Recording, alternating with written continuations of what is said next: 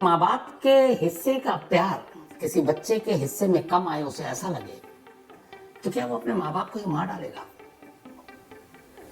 दिल्ली के घर से ऐसी एक कहानी आई, एक ऐसी कहानी जिसे सुनकर हर माँ बाप सिहर उठे।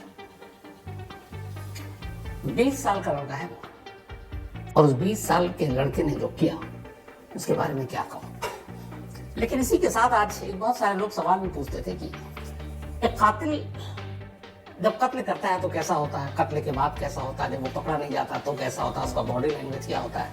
मतलब पूरी एक केस स्टडी है।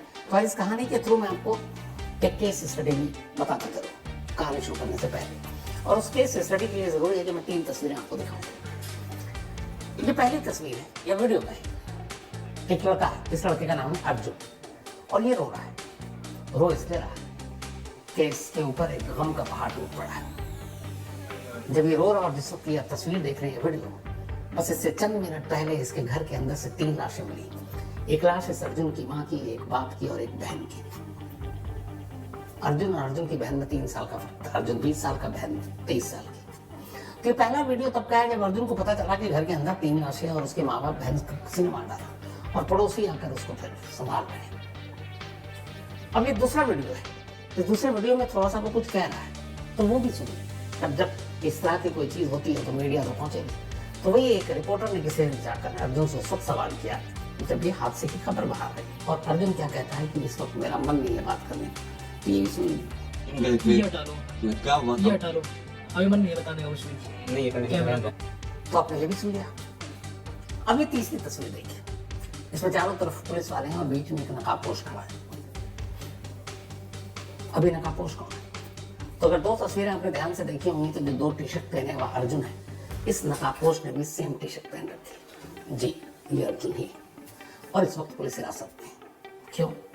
क्योंकि इसके ऊपर इल्जाम है कि इसने अपने हाथों से अपनी माँ, अपने बाप और अपनी बड़ी बहन का कत्ल किया। और ये जस्ट गिरफ्तारी के वक्त की तस्वीर है। तो ये 3 तस्वीरें दिखाने का मकसद ये था कि एक कातिल का बिहेवियर, एक बर्ताव क्या होता है।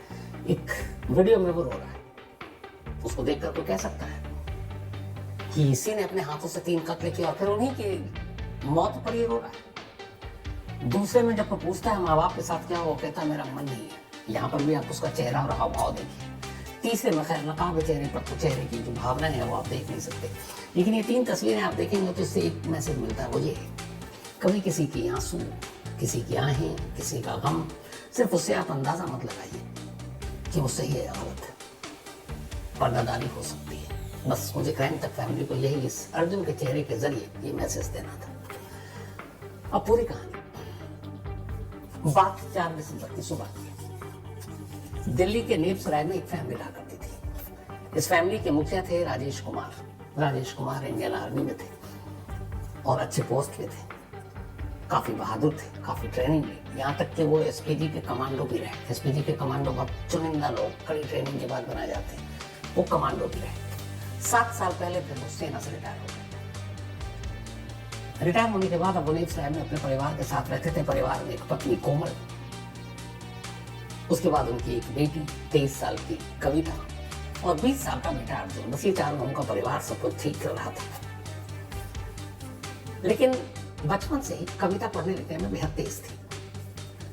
अर्जुन का जो शौक था वो पढ़ाई की तरफ कम ध्यान और खेल की तरफ ज्यादा। वो बॉक्सर बनना चाहता था। कोई बुराई नहीं है, शौक पूरा होना चाहिए।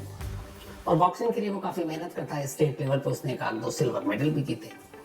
लेकिन एक बात होने के नाते बाप को यह था कि अर्जुन ठीक ठाक से अपनी बहन की तरह ही पढ़ाई करे, सीरियस होकर, और कुछ लाइफ में कुछ अचीव करे, सही जगह जॉब करे।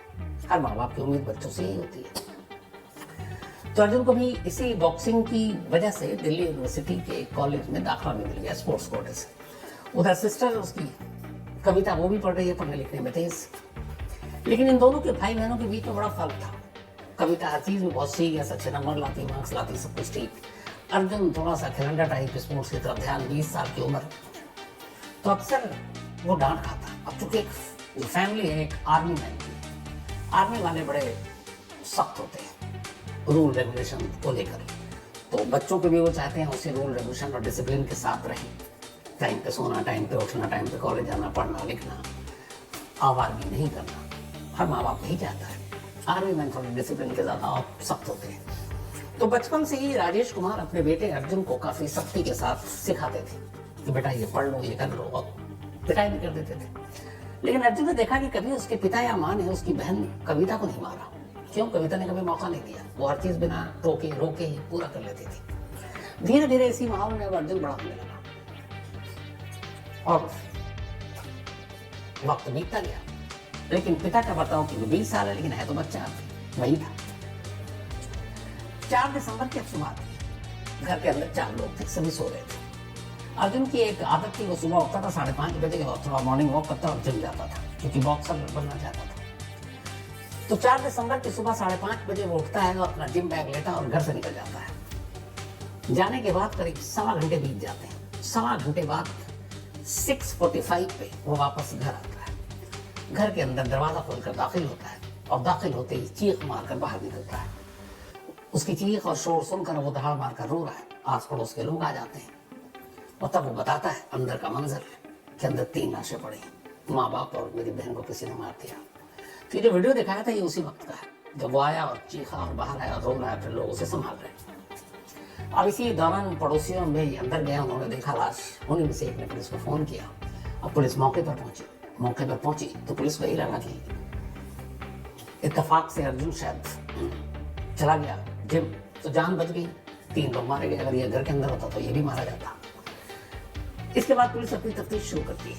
अब जब पुलिस घर के अंदर से तफ्तीश की शुरुआत करती है तो हर तरफ देखने के बाद एक चीज का एहसास हो जाता है उसी वक्त, और वो ये कि घर के अंदर से कोई भी कीमती चीज गायब नहीं, जो जगह पर होना चाहिए सब कुछ वही।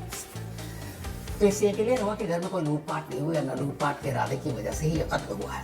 तो फिर कत्ल क्यों हुआ? अब मौका ऐसा था, अर्जुन का रोनो का बुरा हाल है, पड़ोसियों से पूछताछ हो रही है, फिर भी पुलिस की कुछ टीमें लगाई गई। अब पुलिस ने अपने सबसे कारगर हथियार के जरिए तफ्तीश का आगाज किया। और वो कारगर हथियार कौन क्या है? तो सीसीटीवी कैमरा।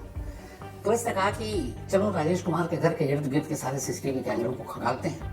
इस दौरान मैं अर्जुन से पूछ लिया था कि घर के अंदर लोग कल आप लोग कितने बजे सोए, सुबह क्या हुआ। उसने बयान दे दिया था। अब कैमरों को खंगाला गया। नसीब अच्छा था, कुछ कैमरे की नजर सीधे राजेश कुमार के घर की तरफ थी, यानी निगरानी कर रहा था कैमरा। अब पुलिस ने उन तमाम कैमरों को, उसके फुटेज को देखना शुरू किया तो पता चला कि 3 दिसंबर की रात से लेकर 4 दिसंबर की सुबह तक उस घर के अंदर न कोई गया न कोई घर से बाहर निकला। सिर्फ वही फैमिली के 4 लोग थे जो घर के अंदर थे, और वही 4 लोग अंदर रहे, और जब बाहर से आए तो अंदर गए, लेकिन उनको बाहर नहीं आया सिवाय एक के अगले दिन सुबह। और वो 5:30 बजे अर्जुन घर से निकला जिम बैग लेकर, जिम के लिए जो उसने बयान दे दिया था। लेकिन इस फुटेज को देखकर पुलिस को अंदाजा हो गया कि इस पूरे इंसिडेंट के दौरान कोई बाहरी शख्स घर में दाखिल नहीं हुआ और न कोई अंदर से बाहर गया। घर के अंदर 4 लोग, 3 की मौत, 1 जिंदा। शक करने की पूरी वजह थी। अब जो बेटा अब तक रो रहा था, पुलिस को लगा कि ये तो यही कातिल है। लेकिन सिर्फ कैमरे के बलबूते पर यकीन कर लेना कि यह कातिल है, और अगर वो न निकले और ऐसे माहौल में अब जिसके माँ बाप और बहन की मौत हो गई और उसे पकड़ कर आप ले जाए, तो फिर सोसाइटी, पड़ोसी, रिश्तेदार जीना हराम कर देंगे पुलिस का। तो इस बात का भी एहसास था। पुलिस ने थोड़ा सा धैर्य रखा और कहा कि चलो और तफ्तीश करते हैं, क्योंकि ये क्लियर था कि घर के अंदर कोई बाहरी शख्स तो गया नहीं 3 दिसंबर की रात से 4 दिसंबर की सुबह तक। और अगर अर्जुन कातिल है तो फिर वजह क्या हो सकती है? तो सबसे पहले पुलिस ने बड़ी खामोशी से पड़ोसियों से, रिश्तेदारों से पूछताछ शुरू की। जब पूछताछ शुरू की तो केंद्र में अर्जुन ही था और उसका रवैया। तो अचानक पता चला कि हाँ, ये चारों परिवार एक साथ रहते थे। अर्जुन लड़का बुरा नहीं है, लेकिन माँ बाप अक्सर और खासतौर पर बाप उसे डांटते भी थे और पीटते भी थे पढ़ाई लिखाई के लिए, जो हर माँ बाप करता और हमारे देश में बड़ी नॉर्मल बात है। तो बस ये पॉइंट था। उधर कैमरे की गवाही थी, बाहरी किसी के आने की कोई सबूत, कोई उम्मीद नहीं थी। शाम होते होते पुलिस को एहसास हो गया कि कातिल घर का ही। सुबह से शाम हो गई थी, अर्जुन के आंसू शायद अब तक सूख चुके थे। अब पुलिस उसे उठाती है पूछताछ के नाम पर, फिर पूछताछ शुरू करती है। ज्यादा मेहनत करनी नहीं पड़ती, थोड़ी देर में फिर अर्जुन अपनी कहानी सुनाता है। एक ऐसी कहानी जो किसी भी माँ बाप को झकझोर कर रखते। अर्जुन ने बताया कि जब वो बचपन से अपनी बहन के साथ, चूंकि बहन उसकी उम्र में ज़्यादा फर्क नहीं था, वो 20 साल का, बहन 23 साल की, लेकिन बहुत सिंसियर थी, तो बचपन से माँ बाप बहन से ज़्यादा प्यार करते थे और खासतौर पर पिता उससे ज़्यादा डरते थे पढ़ाई लिखाई के लिए कि दोस्तों के साथ मत घूमो, और इसी वजह से वो अक्सर पीटते भी थे। और इसी माहौल में वो बड़ा हुआ और उसके अंदर ये भावना हमेशा रही कि उसके पिता खासतौर पर उसकी बहन से ज़्यादा प्यार करते हैं, उससे कम करते हैं। वो बॉक्सिंग में अपना करियर बनाना चाहता था। पिता का ये कहना था कि बॉक्सिंग से कुछ होगा नहीं, स्पोर्ट्स में बॉक्सिंग का इतना कोई हमारे यहाँ स्कोप नहीं है, पढ़ाई लिखाई करो, या तो सेना में जाओ या फिर कोई अच्छी जॉब करो। और अर्जुन बॉक्सर बनना चाहता था। इस चीज़ को लेकर बाप और बेटे के बीच में एक झगड़ा था, जिसकी वजह से वो अक्सर डांट खाता और पिटाई भी खाता। 20 साल का होने के बावजूद अर्जुन के पिता उस पर कई बार हाथ उठा देते थे। तो इसी माहौल में, और ये कि इस प्यार का बंटवारा हो रहा है, बहन को ज़्यादा ध्यान मिलता है, ज़्यादा दुलार मिलता है, मुझे कम मिलता है, वो बड़ा होता गया। पर अभी सब कुछ नॉर्मल था। हर घर में एक बाप बेटे या माँ बच्चों में होता है। लेकिन फिर आई 2 तारीख, 2 दिसंबर। 2 दिसंबर को कोमल का बहू कविता, जो अर्जुन की बहन है, 23वां बर्थडे था, 2 दिसंबर को, यानी अभी 3 दिन पहले। अब माँ बाप की लाडली, घर में बर्थडे मनाया गया, केक वेक मंगाया गया, कुछ रिश्तेदार आए, कुछ पड़ोसी आए और सभी ने विश किया। अब वो देख रहा है अर्जुन की सभी उसकी बहन को कितना प्यार कर रहे हैं। और इत्तेफाक से उसी बर्थडे के दिन फिर उसे ताना खाने को मिला कि देखो बहन से सीखो, कुछ करो। इधर बहन का बर्थडे, सारा फोकस बहन की तरफ। उधर उस दिन भी पिता से डांट और उस दिन पिता से थप्पड़ भी खाया। ये बात उसे इतनी बुरी लगी, उसे लगा नहीं मेरे साथ भेदभाव हो रहा है। अपनी बहन के जन्मदिन के दिन ही उसने तय कर लिया कि मैं अपने पिता को मार दूंगा। लेकिन अब तक सिर्फ तय किया था बाप को मारने का। 2 दिसंबर बहन का बर्थडे। इसके बाद रात को वो सोच रहा था कि मारना तो है। फिर सोचता है कि अगर मैं सिर्फ बाप को मारूंगा तो फिर माँ जो है वो शायद मुझसे नफरत करेगी, मेरे साथ तो रहेगी। तो उसने कहा फिर 1 कत्ल क्यों, 2 कत्ल करता हूँ, बाप के साथ माँ को भी मार देता हूँ। अब उसने ठान लिया कि 1 नहीं 2 कत्ल करूंगा, लेकिन कब? अब उसने तारीख सोचनी शुरू की और उसी रात 2 दिसंबर की रात उसने तारीख चुन ली। उसने कहा 4 दिसंबर को मारूंगा। 3 दिसंबर की 12 बजे के बाद रात को। अब 4 दिसंबर क्यों चुना उसने? बहन के बर्थडे के दिन उसने तय किया कि अपने माँ बाप को मारना है, और माँ बाप के मरने की जो तारीख उसने तय की वो 4 दिसंबर तय की, वो इसलिए कि 4 दिसंबर को उसके माँ बाप की मैरिज एनिवर्सरी थी। अब आप देखिए, एक बेटा बहन के जन्मदिन के दिन मौत की प्लानिंग कर रहा है अपने ही माँ बाप की, और उनके मौत का दिन मुकर्रर कर रहा है वो तारीख जो उनकी शादी की सालगिरह है। अब ये दोनों चीज वो तय कर चुका। अब 2 से 3 दिसंबर आ गया। पूरे 3 दिसंबर तक अब वो सोचता रहा कैसे क्या करना है, और घर में और बेहद नॉर्मल पिता से जो बात होती है वैसे ही माँ के साथ खाना खाना, थोड़े बहुत मजाक, बहन के साथ भी हंसी मजाक बातचीत, और जो अंदर उसके चल रहा है वो जाहिर नहीं कर रहा है। अब वो सोच रहा है कि ठान तो लिया, मारूं कैसे? तभी उसे याद आया कि उसके पिता चूंकि एसपीजी में भी रहे, आर्मी में भी रहे, उनके पास एक सर्विस नाइफ थी, जैसे सर्विस रिवॉल्वर होता है, एक सर्विस नाइफ, बेहद तेज।